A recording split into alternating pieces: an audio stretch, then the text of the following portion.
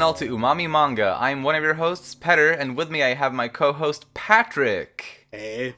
Patrick is new to this channel in a sense. He actually was on here, though, for 3 old videos from back in 2019. 2 of which were a thing he and I did together, was a film podcast that got 2 episodes, and he guested on Kakariko Road, which was the Zelda podcast that we hosted on here on this channel back in the very beginning of its existence. And because you were on you were a guest on one of those episodes, right? Yeah, I was. Right. Yeah, we talked about like Zelda movie ideas and stuff like that. That was fun. But anyway, onto the topic. We are talking about a brand new manga. Well, it's really not a brand new manga, but for for me, it is a brand new manga because I started reading it like a week ago or less than a week ago, and I read most of volume 1, which is what we're talking about, and that's as far as I'm at in the story. I read that much, most of it today actually. So yeah, I'm completely new to Fruits Basket. That's like my history with that.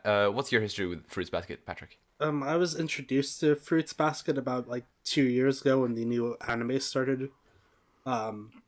So I've been keeping up with that anime, and I just recently started reading the manga as well along with you. So yeah.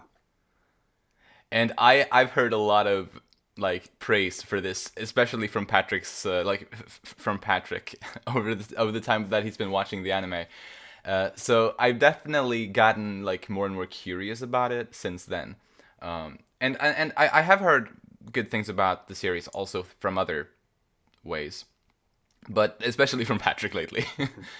And yeah, I was very happy to start this thing. So basically the idea, similarly as James and I are doing with the Kaguya-sama Love is War series, Patrick and I are going to read 1 volume at a time and talk about it in an episode.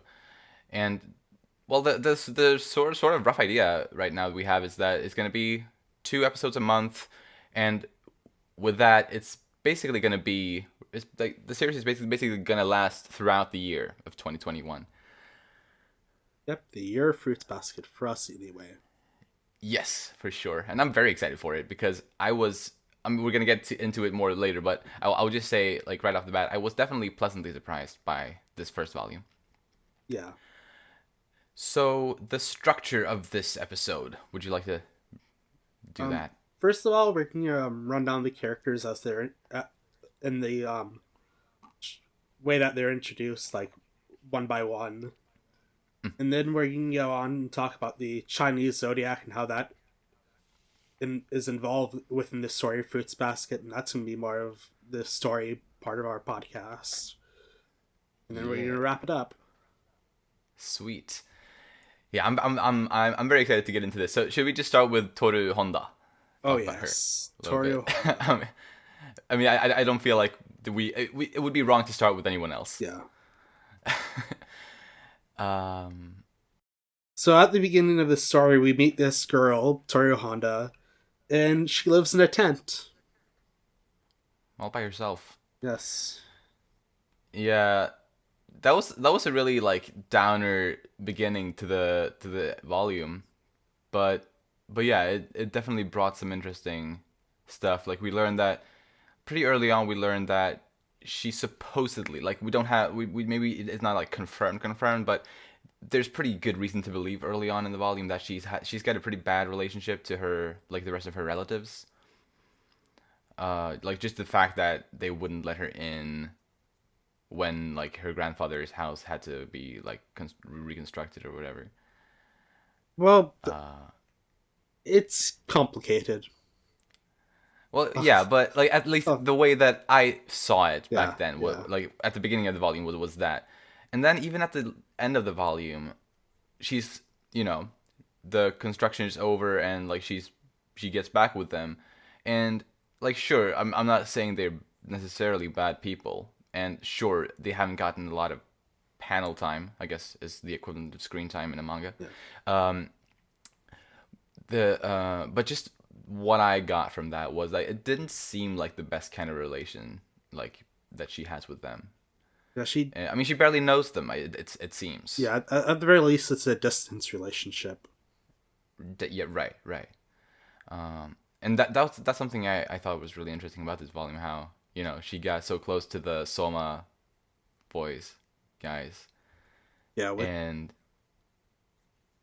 which is yeah. really interesting with the kind of themes of like choice and inevitability that come up in this series, where Mm, like mm, she chooses mostly to stay away from her rest of her family because she doesn't want to bother them, but she's like it's inevitable that she has to bother somebody, so she ends up living with the Somas.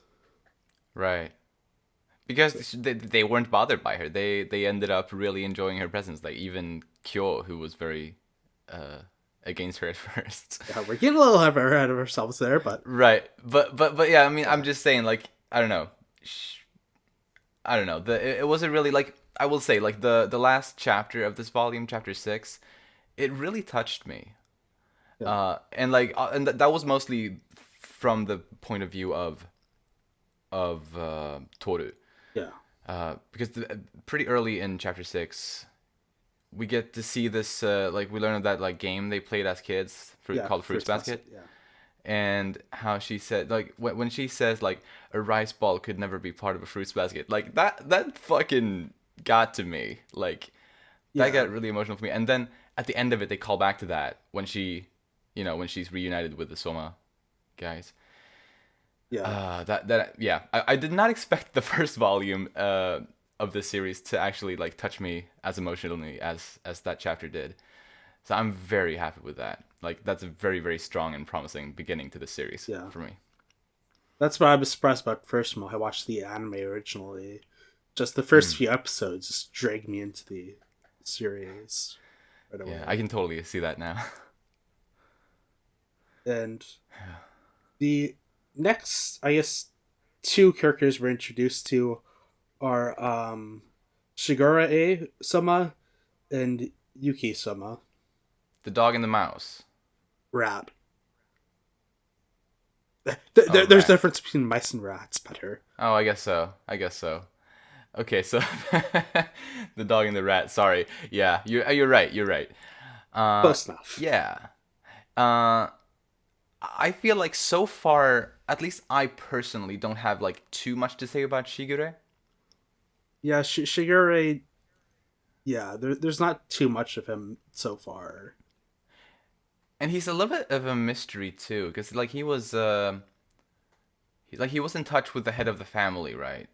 Yeah, And whatever they were doing, like that seemed sort of shady almost. yeah, So like at this point, I don't know. On the topic of Shigure, can we touch a little bit on the head of the family too? Since like Akito, since he's such a minor, he's only like mentioned. yeah. Uh, Obviously, I don't have much on him since he's only mentioned, and he's like the only thing we actually know is that he's the head of the family, and that he's supposedly one of the 12 animals. And I'm just gonna throw this speculation out there, like which animal would be better as the head of the family than the dragon? I'm just gonna say that. Like at this point in the story, that's gonna be my guess as to what animal the head of the family is, but it doesn't mean anything. It's just yeah, it is that. I'll just say Akito is a very interesting character, and I can't wait for you to meet Akito. I'm excited for it. Very excited. But yeah, like Shigure, otherwise, like he walks around in his like yukata wear, and he says it's because he's a writer or something like that. Yeah, Which I didn't exactly understand if he was like joking or if he was serious no, about no, that. no But he's an author. okay, okay, I see. That's nice. That's cool. I do like his design. I will say that. Yeah, the character designs of the Somas are really interesting overall. Yeah. Uh huh. Yeah, and I will say I think I just at the beginning, like the first two chapters, maybe I had a little bit of a hard time telling Yuki and Kyo apart. But yeah, it like after like I think on the second chapter, I started being able to tell them apart easier. So Yeah, luckily, Yuki usually wears more formal clothing, and Kyo definitely is very informal. oh yeah, True that. Yeah, and his hair is a little bit more messy, I Yeah, think too. Yeah. And it's orange, although can't we can't tell in black and white. yeah. One of the downfalls of manga. Right. um, what else about Yuki? Yuki, I thought Yuki was interesting. Uh, well, I really disliked him like for most of the volume. I gotta admit, Hmm. just because he just seemed like such a like he was so mean to Kyo, like so.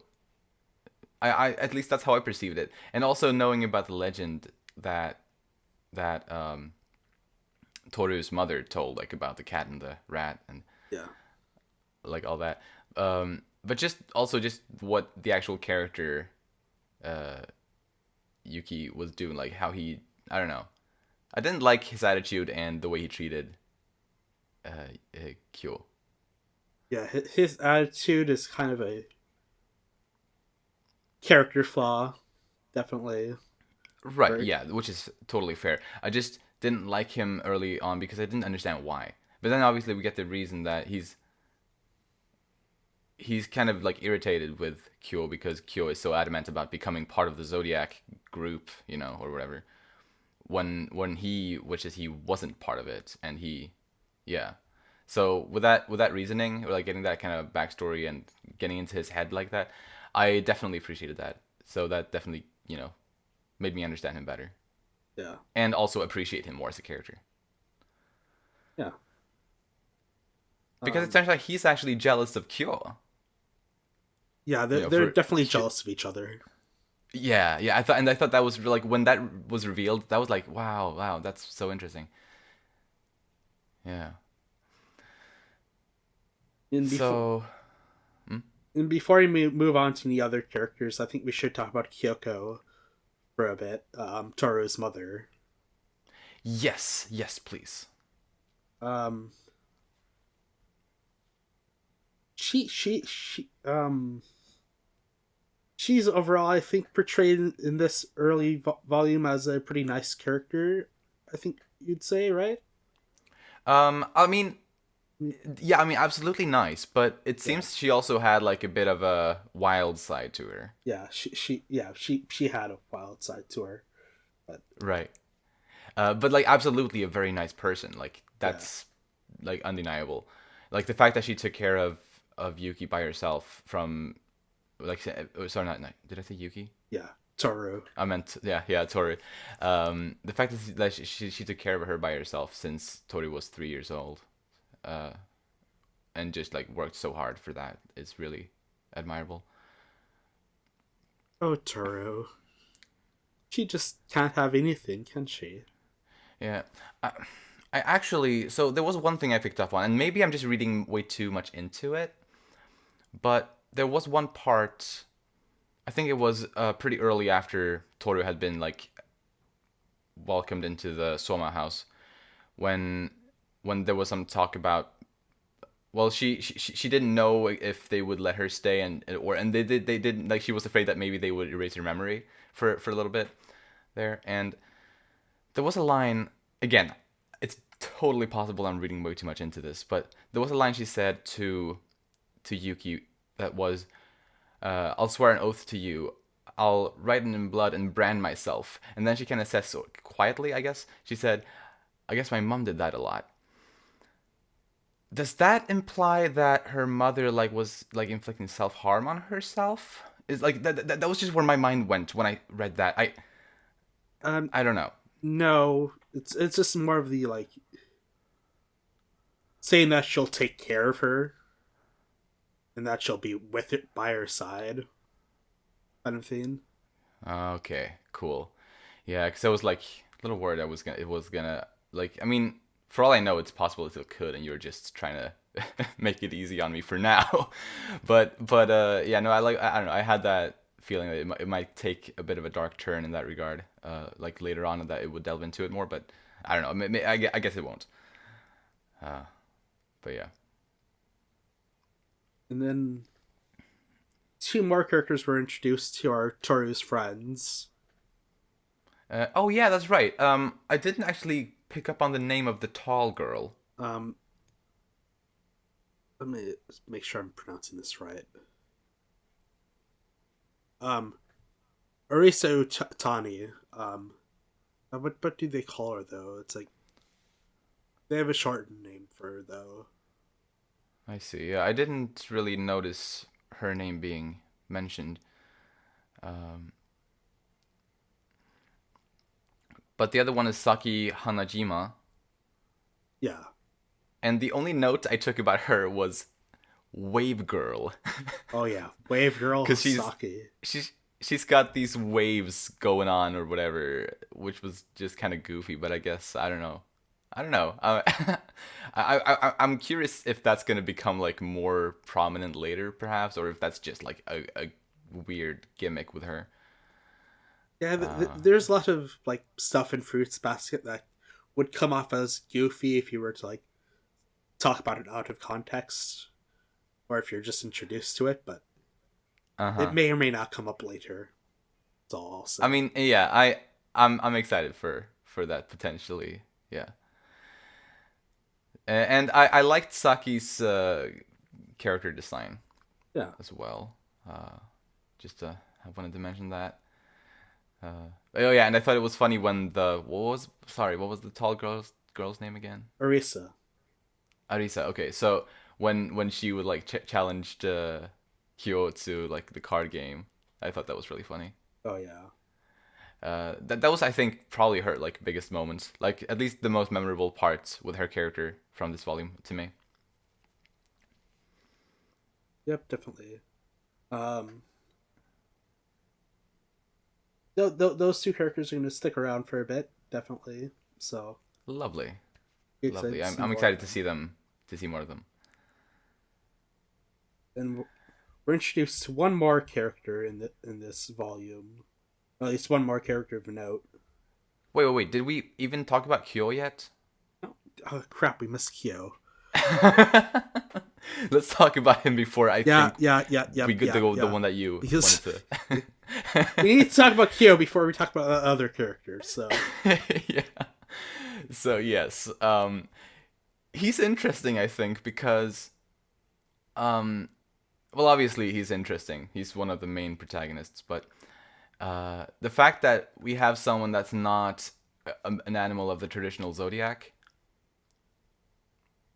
and it gets me thinking. Although I'm not gonna, like, I don't think I expect it, but it gets me wondering if maybe there's gonna be other animals that aren't part of the zodiac. Although, like, again, I don't expect it to be a thing, but it's just like, I guess, a curiosity I had. Because if there's one, then why not more? I suppose. But then there was also that one line about his true form. Like he has a true form, which I guess is supposed to be a mystery at this point. But yeah, it made me very curious about whatever that could be. yeah, that yeah. I know you can't say anything, and I know you probably want to, but yeah, it's I honestly I don't know what to say about that. It just makes me wonder quite a bit. But yeah, talking about like Tsuki Hanajima and Kyo and Yuki. There is something that's introduced with Wave Girl. Noticing that Yuki and Kyo give the same waves as each other. Yes. That I did pick up on that, and I didn't know because well, I thought for a moment like, oh yeah, she's a perceptive person, but maybe it's more supernatural than that. I don't I don't know, like with her wave things. Because I also noticed that Toru is a very perceptive person as well. Yeah, Um, but maybe that's more a natural thing, and maybe with Hanajima it's more supernatural, possibly. I I mean don't know. to be fair, it being supernatural wouldn't be like a leap in this series. No, oh no, for sure not. So Absolutely not. No. It's not. I don't like put any shade on it or anything. Definitely not. Um, but yeah, that was interesting. So she might. Yeah, I'm sure she'll have more of a role to play. Uh, and it was also pointed out that Kyo has the same hair color as Toru's mother, which I don't know if that's significant. I'm just like, because I mean, I don't know all of the supernatural gimmicks that exist in this fictional world. So I Um, was wondering if there was actually like a connection there, but I mean, I don't know how that would work if that would actually be true. Because she was the one who like who told the story about the cat, that like she's the reason why Toru is so obsessed about the year of the cat, or well, the non-existence of the year of the cat. Um, and then it just so happens that the person who can transform into a cat has the same exact hair color as her mother. But but yeah, I guess. there's probably at the very least a thematic connection there. Right. Yeah, yeah, definitely at the very least. I can also imagine. Yeah. So that was interesting. And I guess one last thing I had about Kyo is just a little speculation on who his master might be. So we learned that he has a master that he was training with, and he seemed to really like his master.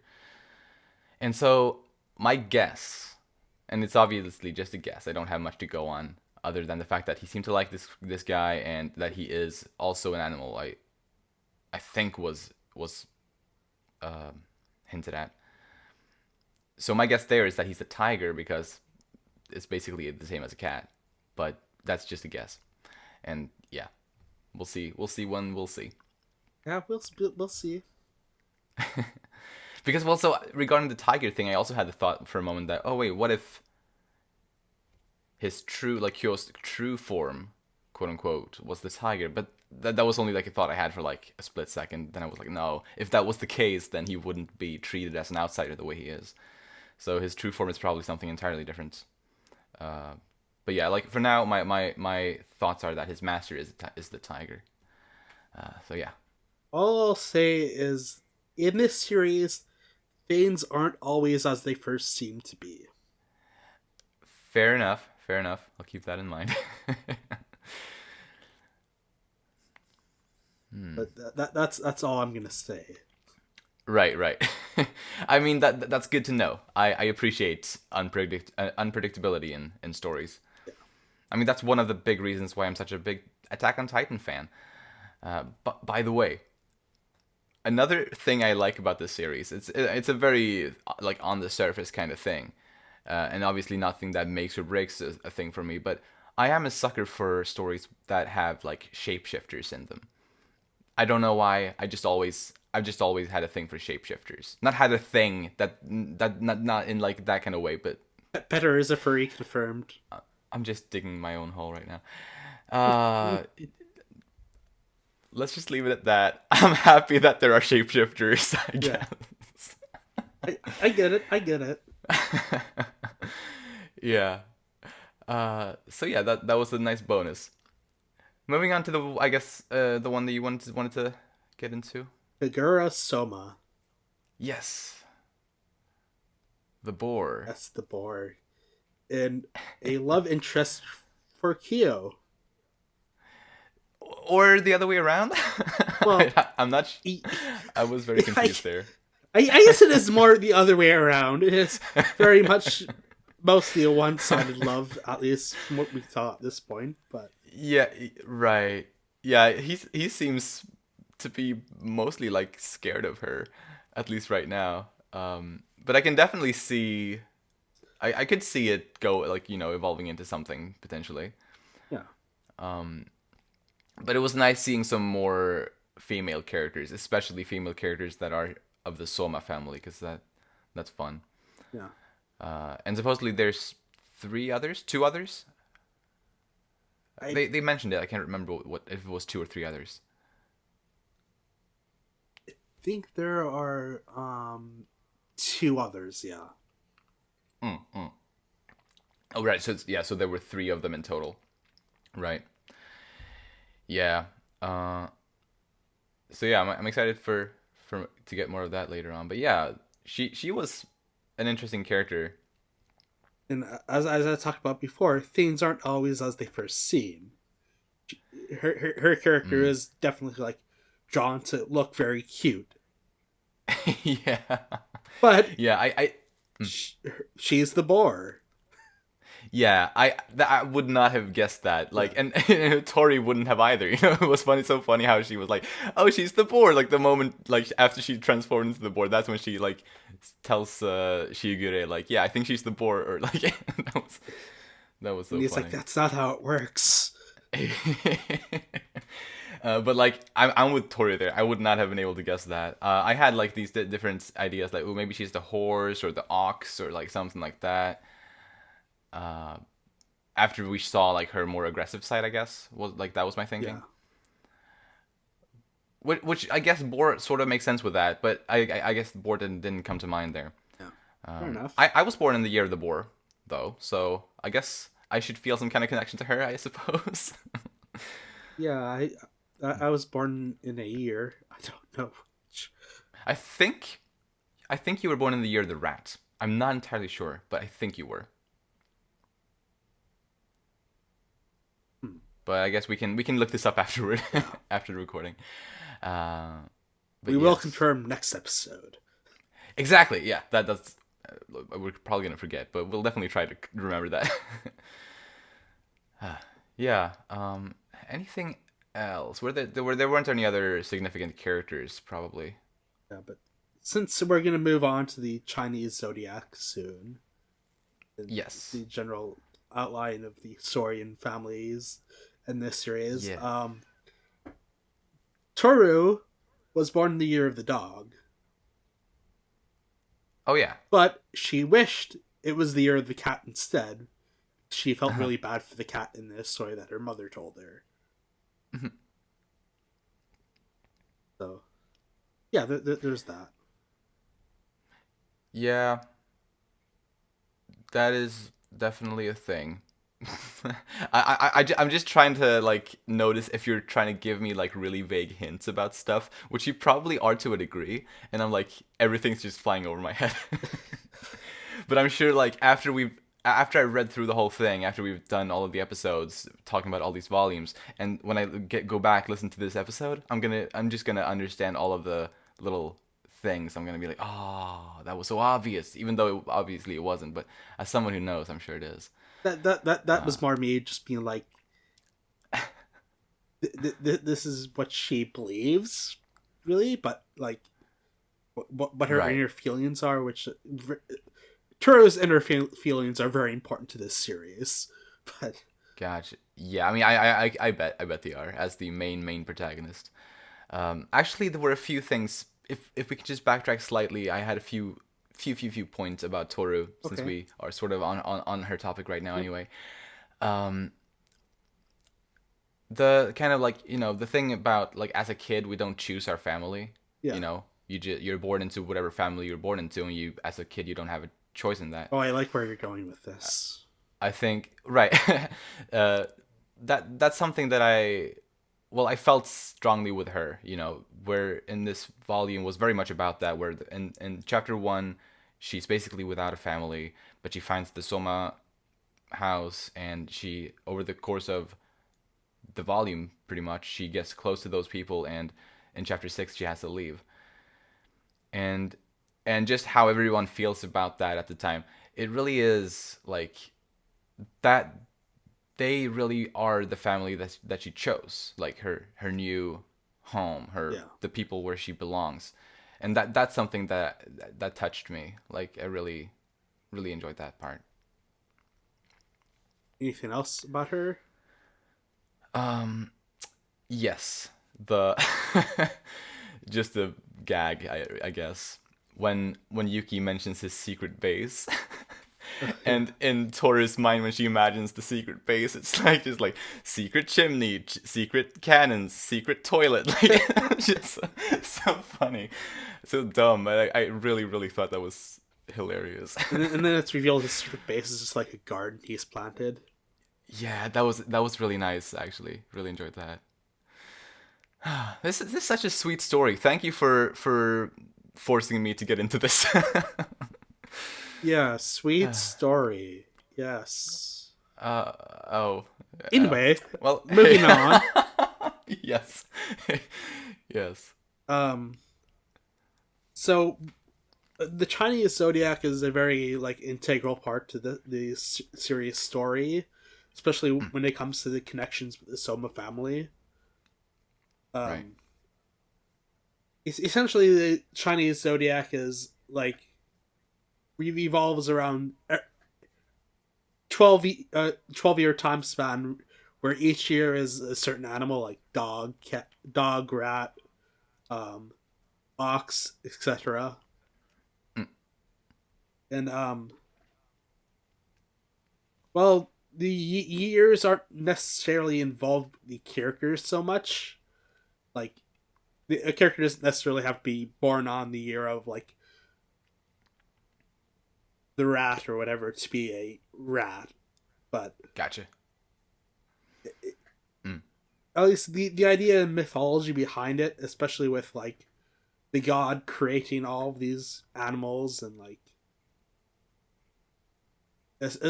especially things like the story Kyoko tells Toru about the cat being tricked by the rat out of the meal that they have. And he yeah. doesn't really become part of the Zodiac. Mm, Um, a lot of this is very integral to the series and like how right. family is brought into the series and what family means. I definitely enjoy that. And like I just obviously I don't know what's to come, but the fact that you're hinting that, or no, you're not hinting, you're actually explaining to me that these things are going to be more become more integral and more present, I suppose. Um, that sounds promising to me because I definitely like the little bit of it that we got in this first volume were definitely things that I enjoyed. And yeah, and it's like I guess at this point there's a lot of mystery around it, so Yeah, I'm very excited to get more of that unveiled as we go, because that's something I always enjoy in fiction is when there's mysteries of various yeah, kinds. and I mean it's not often labeled as mystery series, but it's definitely a mystery series for the majority of Right. it. Yeah, and like The, maybe the, the the, focus might not be there. Like yeah, focus might be on other themes potentially, but it's still definitely there. yeah. Like There are many mysteries which are solved throughout this series, which we'll get into, but it's yeah, because mm, Yuki made a statement in one of the I think it might have been chapter 1, uh where he says that he tells Toru about the zodiac and like how originally it was just used for like counting and telling time, and like the animals weren't really part of it in the beginning, but then at some point or other the animals were added to the zodiac, and it became what it is today.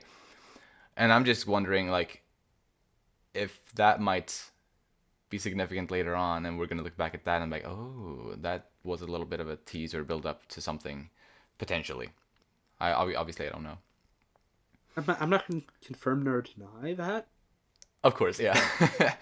But that little exchange that they had when he said that, well, it was definitely something that I took note of because it felt like potentially it could be something important later on. Yeah, and also the whole thing about if one of the Soma family is hugged by someone of the opposite gender who is not of their family, they turn into their animal. Like Well, if there's like a reasons for that and stuff like yeah, that, is also something I'm excited to see. And like, why can they hug each other? Like Kagura could hug Kyo and stuff like that. But yeah, yeah. That the whole like being able to like physically hold your loved ones is definitely definitely something we might want to look at for like pay attention to mm. throughout this series. Yeah, yeah, for sure. Yeah, and Shigure tried to explain like, yeah, like we can't really have sex, but he couldn't. He wasn't even able to say the word. Yeah, He like sit, and then like, no, that's indecent. Like smack. yeah there are innuendos in this series, but they're never over. Yeah I thought it was funny. yeah. I love how this series uses humor to like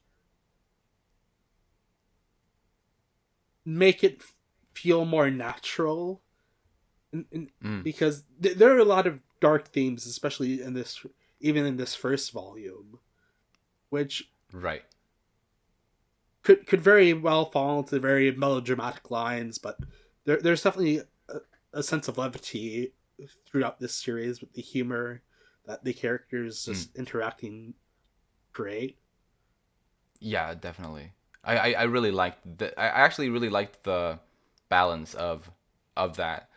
I thought it like it wasn't. I don't think it went too far in either direction necessarily. Yeah, Uh, so yeah, I thought it balanced it out pretty nicely, and I'm excited for it to get more serious as well. yeah, Which obviously I understand it can't start off like it needs to build up certain things and establish a couple of things in the first volume. yeah. But yeah, I'm so excited actually. Like I can't stress that enough. I'm so excited to keep reading this.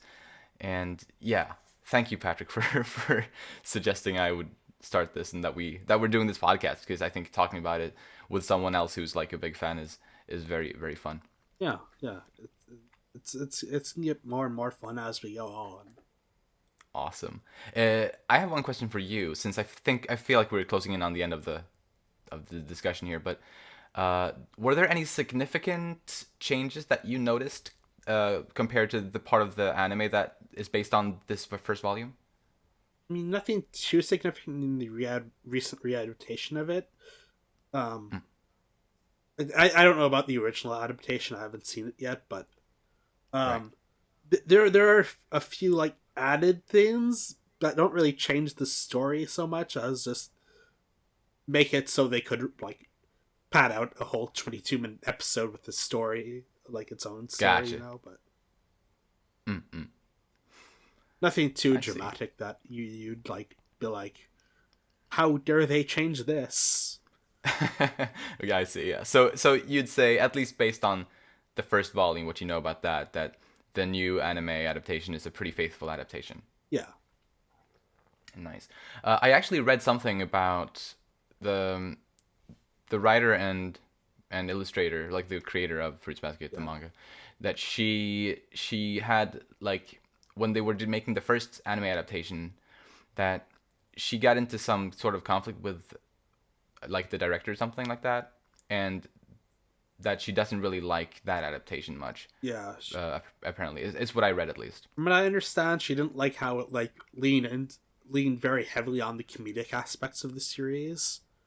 Ah, I see. I see.